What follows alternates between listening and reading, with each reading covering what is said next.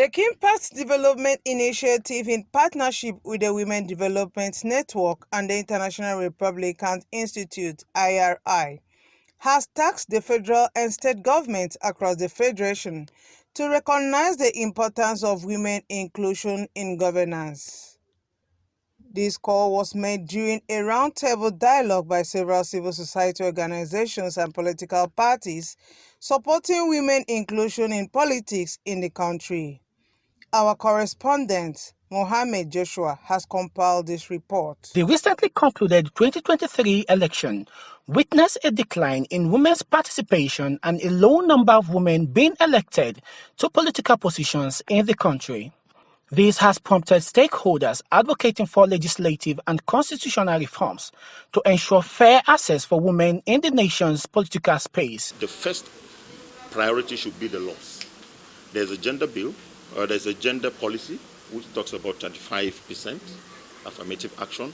What is the challenge with implementing or achieving that gender policy?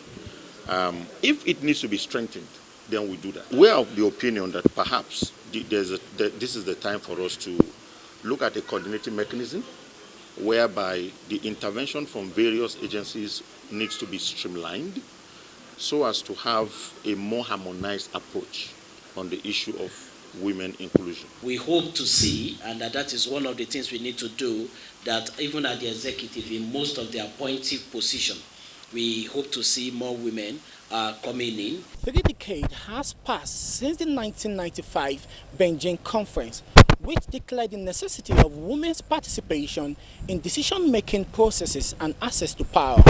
However, not much has been achieved in this direction, as civil society organizations in the country are calling on political parties to actively recognize the role of women in their decision-making processes. Facilitate women's inclusion in the political hierarchy and adoption as party candidates by at least 35% by 2027. Now we need to go further to activate those laws into reality.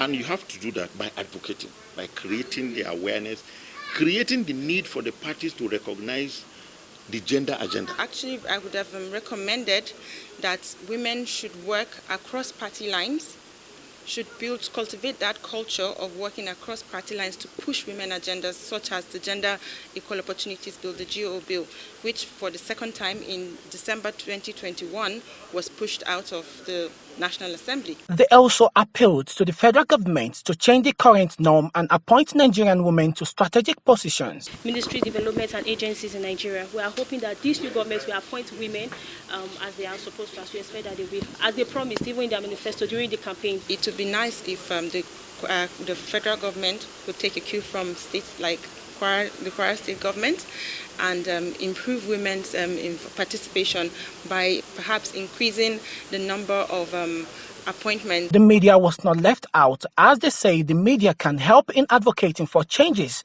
especially as it affects women inclusion in governance. We also need the help of the media to amplify the voices of women in politics. Women have brought value, to politics, to leadership.